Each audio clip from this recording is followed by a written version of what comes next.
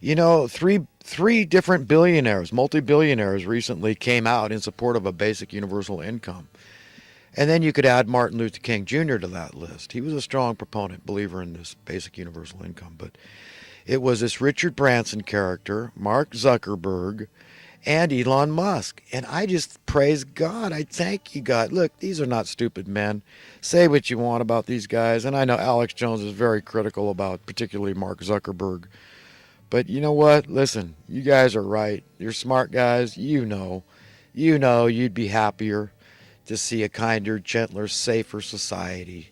All these people that are going to work with a bounce in their steps, joy in their heart, and a song on their lips, dramatically lower work weeks, okay? No more commuter traffic. These are the perks, these are the benefits of a universal basic income. Abortions fall through the floor. I mean, whose cause is that? That's these people that propose to be conservatives. They're the anti-abortion people. But see, they're pro-abortion. I mean, are these anti-abortionists calling for, or these pro-abortionists, these Satan worshipers? Alex Jones always pointing out these people that love abortion. They say, yes, I kill my babies, and yes, hell, Satan. And I've seen it. It's ugly, man. But there is people that love abortion. Believe it or not, there's something sick and twisted that they get some kick out of it. But yeah, you want to foil those people, then believe in a basic universal income because they're not calling for it. So you're on the same page with those people if you don't believe in a universal basic income. Same page as George Soros. He's a multi-billionaire that hasn't come out in support of this. And it'd be great for the Wall Street and stock market. Take Tobin tax, take it out of there, and it all comes back full circle. Cash flow, cash velocity. Everybody feels secure and financially and free, and they let go of the bucks. They don't care. They can lower their prices, and still they're able to save more, and that more that they're saving is even worth more. So it's like a double whammy compound of goodness, of prosperity for everybody. It's a beautiful thing, man. You know, I figured it out, man. This is where it's at. We got to foil these people. We got to thwart these evildoers any way we can. This is triage. This is the answer. Do it for the sake of Jesus, in the name of Jesus. Care about the least of men. You know, you're all anti-immigration, but what are you doing for the least of men here now? What are you speaking out? Are you speaking out, Alex Jones, and your types that say you're conservatives and all this? I am a true conservative. I'm a fiscal conservative.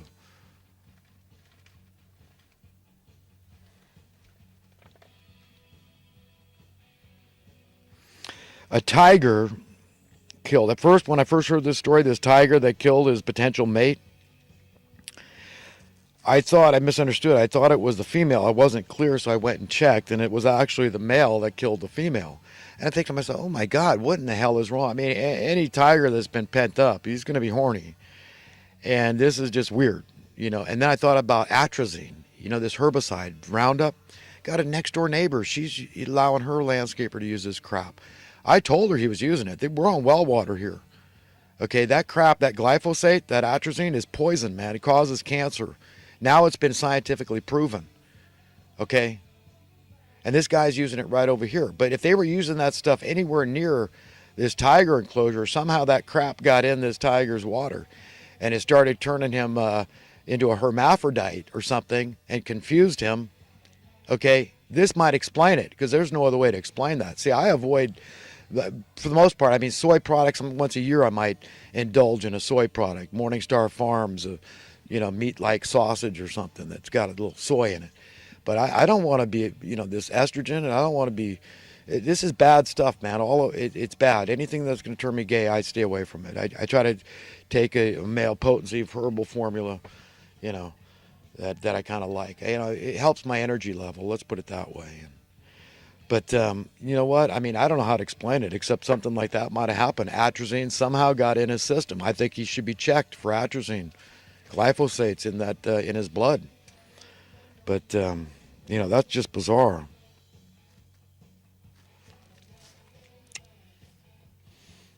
Owen Benjamin, I guess he's an up-and-coming wannabe, or is a semi-professional comedian.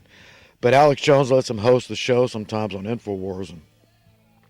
And, I wonder where this guy's got his moral compass, because a lot of his guests will talk about them being Christian and all this, but, then they let their political leanings and beliefs supersede their Christian beliefs, and it bugs me. So here's another guy that wants to mock his authority. Oh, he thinks it's such a bad thing to have a universal basic income too, so he's speaking out. You steer away from these people because they know it. These young guys that think they know it all, they haven't been around the block.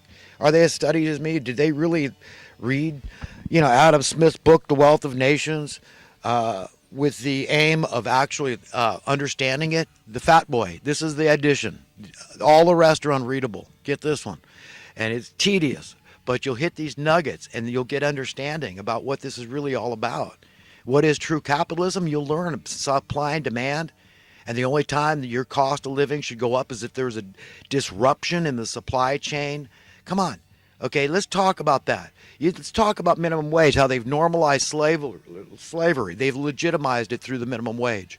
Instead of it serving the purpose it was supposed to do, to thwart, unscrupulous employers, bosses, masters, it's allowed them. Okay? It's evil, man. It's evil.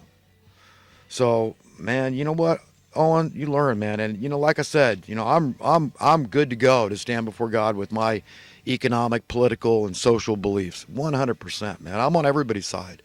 I definitely want the best for everybody. That's how I live with myself. That's how I cope. That's how I contend. I know in my heart, and if I don't want the best for everybody, I say, God, you pointed out to me where I'm not willing to share this planet, and we're born with a level playing field, no advantage over another. That's the world of tomorrow you got to get ready for. You see, money does that. It corrupts the heart and minds of people. It gives the ability, wow, I can get an advantage over him. So in this place called heaven, this world of tomorrow that's going to be established on earth, there can't be any way to get an advantage over another. So it can't be any money because that's a way to get an advantage over another. So that means there won't be anybody not only that can get an advantage over another, but nobody will be there that would dare even want to. That means their hearts are impure, unclean. They're not found worthy and deserving of inheriting that perfect world of tomorrow. Do you understand why? Because you're the ones that say, it's good for me and my family, to be wealthy, but I earned it. And yes, I support hereditary wealth and it's okay. And there's no inheritance tax and, let the kids have everything, even though they didn't do anything for it. But you're going to say it's wrong that God says, hey, the earth is mine.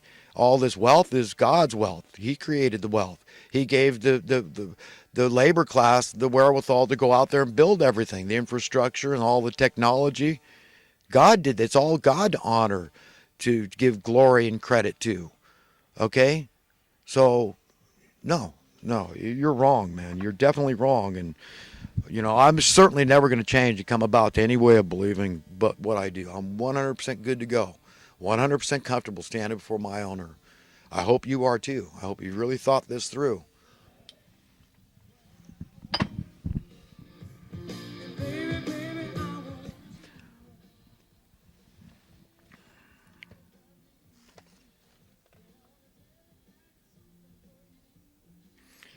One thing I don't understand about Alex Jones, his ex-wife, is how come they don't have joint custody? I mean, she didn't talk about this in the interview I saw, but it wasn't asked by the interviewer, but, what could she possibly have done that he could have gotten sole custody of his kids? Because that's the way she was sounding, like she was being deprived of time with the kids. So I don't know how that could be. That's very unusual. Maybe something did happen, or maybe there's something alleged to have happened. I'm confused about Trump. There's stuff coming out in the mainstream media about taxing the poor. Trump, this withholding thing. They're saying, well, people are getting lower tax returns, but you see what they're not focusing on is that people have been saving more of their taxes, so that's why they're getting less, because they're putting less into the kitty in the first place to get less back. So, but still, I'm all for lower taxes, starting with the poor and everybody else in between. Okay. But just remember, when our cost of living tax, which is unrecognized largely, goes up, it hurts the poor the most. It's a jab in the arm to them, and often the richest of rich, they benefit from a cost of living going up. Okay, recently I was looking at these manufactured homes locally here. In 2006, I went, there was like $12,000 to get a mobile home set up on a lot. Okay, aside from the cost of the mobile home and the modular house, whatever, and the lot. Okay, and now we're talking about a couple $100,000. It looks like. I'm thinking, what on earth happened here? And this is just in the last 13 years. This change has taken place. Because I was just yesterday, I was in this Golden West. They sell modular housing. What does a 3-bedroom, 2-bath, typical house go for? And I was like, oh boy, you're kidding me. But I mean, these people are busy as heck. I was asking about possibly being a sales representative there, but they got to talk to the boss. I got the card here, but I'm working on it. I'm trying to get a tool on the market, and that's what I'm kind of focused on now. And if I was retired, I could focus more time on that and finding an angel investor to help me. But I'm going to need some, ads on TV, as seen on TV, get it in the hardware stores. There's a lot of finagling, hiring a marketer, a salesperson to help me out, figure the ins and outs. I might even need a lawyer. But I do have a couple of nieces and relatives, attorneys, and I got one niece pretty close to that. She is a big executive in Macy's online, and she's somebody. She's one of the top dogs for the company. She got a huge raise recently. She's up in the way up there in the 6-figure category, so she might be able to help me out with some advice and what to do. I don't think I can hire her because she's dedicated to Macy's, but maybe maybe she could tell me, point me in the right direction, who to hire and all that. But this is what I want to do. I really like to contribute to my field. Okay, and while the engineers that design landscaping tools, they're brilliant. I'm not going to take away from that. But they don't have the time in the field, which is something I have. We're talking about approximately 40 years off and on. I've been doing landscaping. Okay, if I got into it professionally first when I lived in Key West, Florida, with Liz, my 44-year-old girlfriend, 1979, the year my mother died. But I love it, and I've been loving it. I love working outside, calling my own shots, and I don't have to go to a gym to get a workout. And but I would really love to, build this tool that I really believe would be the most rudimentary of tools. It'd be akin to a landscaper's rake or his shovel, or the most basic of hand tools. So hedgers, something like that. So it's something every landscaper on earth would want. Okay, and all the novice landscapers that just want to tinker in their yard, they also would want. But they need to be able to go into a hardware store, pick it up, handle it, and say that this is the tool I was looking for the job. I know the jobs that they're thinking of. You understand? So I'm on to something here. I just got to follow through and just keep pursuing it.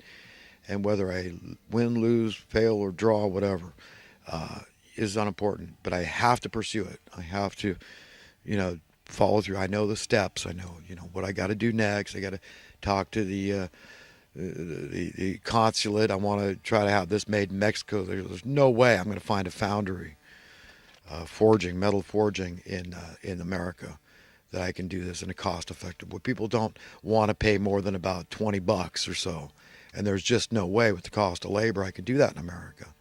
Just no way. So I got to start out there at least.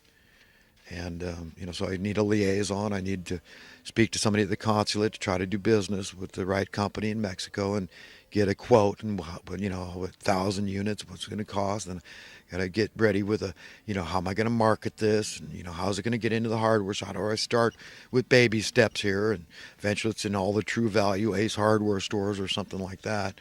All the Home Depots, all of those, whatever. But that's, the way I'm thinking. And I'm not gonna stop trying. I've been working on this idea for a long time. I came up with several different designs. I tried them. I had them built. They had this locally. They had this water jet laser water cutting company that I had them build a few different models, and I'm finally happy with the one I brought down to Ronnie Frostad at her forging operation in Sacramento. So I got Frostad Atelier. Atelier simply means art studio in French. So I brought it down to her studio. I saw some of her work. Unbelievable, man. This woman is a total genius artist, so talented. So I'm totally intrigued and intimidated. She's out of this world. I mean, this woman is like no other woman. She built a 7-ton bronze lion. I guess she got an order from some university back east for this lion, and unreal, just unreal workmanship. So I actually have this woman who's going to be hands-on my project. Can you imagine that? I'm stoked. I've already paid her up front for the initial cost of the mold, and I'm going to have a couple of units to go, and yeah, I'm just excited about that. And I'm waiting for that call, and I told her, take your time, no hurry, change it any way you want. You're the boss, you're the artist, and I would love it to be stamped with her logo, and I'd love to run with the name of her